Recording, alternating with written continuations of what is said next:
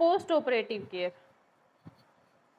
So post operative care में क्या है, अभी ये वाली सर्जरी तो उसके अंदर ही इंक्लूड कर ली ना, अभी सर्जरी के दो, ड्यूरिंग सर्जरी और जस्ट आफ्टर सर्जरी वाला ऊपर वाला। अब क्या है उसके बाद में, और बाद में क्या करना है, अभी पर्सन क्या है जाग गया है। Post operative care of management of a patient after surgery, this include care given during the immediate post operative period both of operating room and post anaesthesia care unit, जिसको पैकू भी बोला जाता है, आईसीयू जैसा ये पीएसयू होता है, as well as during the days following the surgery, मतलब कि 2-3 दिन तक दिया जाता है। देन है goals of post operative care क्या होते हैं, प्रोमोटिंग रेस्पिरेटरी फंक्शन सबसे पहला और मेन होता है, भी रेस्पिरेटरी फंक्शन को हमें क्या है प्रमोट करना है। सेकंड है प्रोमोटिंग कार्डियोवैस्कुलर फंक्शन, भी पूरा जो उसका जो सर्कुलेटरी सिस्टम है वो अच्छे से चल रहा होना चाहिए। उसके बाद में है promoting renal function,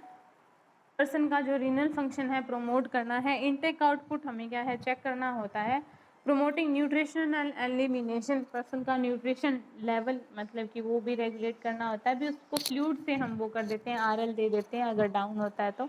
promoting fluid and electrolyte balance, fluid and electrolyte balance पूरा का पूरा प्रमोट करना है। वुंड हीलिंग को प्रमोट करना है। Encourage rest and comfort, encouraging movement of ambulation, preventing post operative complication such as को इन्फेक्ट। देन आता है post operative care involve assessment, diagnosis, planning, intervention and outcome evaluation, भी पूरा एनसीपी ही involve करता है post op care. The extent of post operative care required depend on the individual pre surgical health status, type of surgery and whether the surgery was perform in a day surgery setting और in hospital, भी वो उस पर depend करता है person का पहले health status कैसा था, किस तरह की सर्जरी हुई है, अभी भी लेप्रोटमी हुई हो, कहीं कहीं ओपन वाली पूरा ओपन करके कुछ किया गया हो, या फिर सीधी क्या है वो जो बोलते हैं उससे दूरबीन वाला ऑपरेशन हुआ हो, लेप्रोस्कोपी से किया गया हो, स्कोप से किया गया हो। Weather the surgery was performed day surgery, भी अगर छोटी सी सर्जरी थी तो वो डे केयर में ही अगर कर दी गई हो उस पर डिपेंड करता है। Patient who have procedure done in day care surgery centre usually require only a few hour of care by health care professional before they are discharge to go home. जिन पर्सन के अंदर क्या है procedure day care surgery में की गए हैं तो उनको भी क्या है कुछ आवर के लिए केयर की ज़रूरत होती है, प्रोफेशनल केयर की। देन क्या है उनको डिस्चार्ज कर दिया जाता है। इफ पोस्ट एनेस्थीसिया और post operative complication occur within this hour the patient must be admitted in the hospital, भी पोस्ट एनेस्थीसिया भी बाद में अगर कोई कॉम्प्लिकेशन होती है तो उसको क्या है हॉस्पिटल में ही रखना होता है कई बार। Then have patient who have admitted to hospital may require days or weeks of post-op care by hospital staff before they discharge। कि कई पेशेंट के अंदर अगर एडमिट किया हुआ है तो मतलब जिनकी ओपन कोई सर्जरी हुई होती है ना कॉमनली, तो भी अगर कोई ओपन सर्जरी ऐसे पूरी जीआईटी के इंटेस्टाइन वगैरह परफोरेट थी तो पूरा ऐसे एब्डोमिनल कैविटी को ऐसे ओपन करके किया गया हो तो उसमें क्या है वुंड बड़ा होता है तो उसको हील करके ही घर पे भेजा जाता है। या फिर कोई बर्न वाला अगर पेशेंट हो भी उसमें डेब्राइडमेंट वगैरह कोई सर्जरी की हो तो उसमें टाइम लगता है, वरना इतना नहीं लगता है। पोस्ट एनेस्थीसिया केयर यूनिट जिसको पीएसयू बोलते हैं, the post anaesthesia care unit also called post anaesthesia recovery room भी बोला जाता है, is located adjacent to operating room, operating room के पास में होती है। The PSU is keep quite clean and free from unnecessary equipment, मतलब कि जैसे आईसीयू में नहीं रखते एक बार के लिए वैसे ही मेंटेन किया जाता है PSU को भी।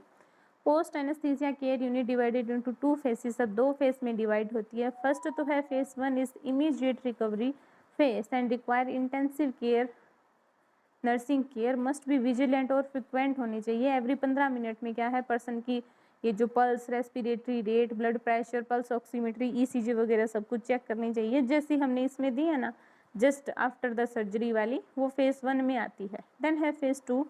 Post anaesthesia care is reversal for patient who require less frequent observation and less nursing care, भी जो क्या है बिल्कुल स्टेबल है पर्सन को क्या है ऐसे भी स्लीप वाला सा उसका हो गया, अभी हमने पूरा कॉन्शियस था पर्सन, वो सब कुछ हमने चेक कर लिया है, वाइटल्स वगैरह भी अच्छे चल रहे हैं,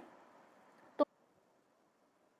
बॉडी टेम्परेचर वगैरह चेक करना है। पेटेंसी, रेट ऑफ इन्फ्यूजन अगर आईवी फ्लूइड पर्सन के चल रहे हैं। Circulation, sensation in extremities after vascular और ऑर्थोपेडिक सर्जरी, भी अगर कोई वेस्कुलर सर्जरी हुई है या फिर ऑर्थोपेडिक यानी कि कोई बोन वगैरह की कोई सर्जरी हुई है, तो सर्कुलेशन हमें चेक करना है भी वहाँ तक सर्कुलेशन हो रहा है क्या, सेंसेशन है क्या पर्सन को, level of sensation after regional anaesthesia, pain status check करना है पर्सन का, नोजिया, वॉमिटिंग। देन है patient discharge depend upon the patient's mobility, respiratory status, circulation, consciousness, pulse oximetry क्या कह रही है, इन सब पे डिपेंड करता है पेशेंट का डिस्चार्ज पूरा का पूरा, भी पर्सन कितना इधर उधर चलने लग गया है, रेस्पिरेटरी स्टेटस उसका क्या स्टेबल है क्या। Depending on the type of surgery and patient's condition, the patient may be admitted either general surgical floor or intensive care unit, भी पर्सन की कंडीशन पे डिपेंड है भी उसको जनरल वार्ड के अंदर क्या है शिफ्ट किया जाएगा या फिर आईसीयू में ही रखा जाएगा। Since the patient may still be sedated from anaesthesia, safety is primary goal, भी तब तक उस टाइम तक भी क्या होगा, थोड़ा बहुत उसको वो एनेस्थीसिया का असर रहेगा। The patient call light should be in the hand and side rails are up, call light होती है, कोल बेल भी होती है, भी वो प्रेस कर दे पर्सन, भी खुद से खड़ा ना हो, साइड रेल्स अप होनी चाहिए। Patient in a day care surgery setting are either discharge from PSU to the unit or directly discharge to home after they have urinated, gotten out of bed and tolerated a small amount of oral intake, भी उनको क्या है या तो PSU ये जो हमारा post anaesthesia वाला यूनिट होता है उससे सीधा ही डिस्चार्ज कर दिया जाता है, पेशेंट इतना स्टेबल है, या फिर क्या किया जाता है जो अगर वहाँ पे उसने इसमें ये जो पोस्ट एनेस्थीसिया केयर वाला जो है यहाँ पे अगर उसने पर्सन ने यूरिनेट कर दिया है और क्या कर लिया है, बेड से उतर गया है, इधर उधर चल फिर लिया है और थोड़ा बहुत अगर उसने खाना पीना भी क्या है टॉलरेट कर दिया तो सीधा डिस्चार्ज कर दिया जाता है। लेकिन अगर ऐसे कोई भी बाउल साउंड वगैरह रिटर्न नहीं हुए या फिर ये जो पर्सन ने क्या है ओरली कुछ पानी वानी कुछ पिया था देन वॉमिट कर दिया है, तो क्या है पर्सन को थोड़ी टाइम के लिए वार्ड में रखना जो है इम्पोर्टेंट होता है। ठीक है।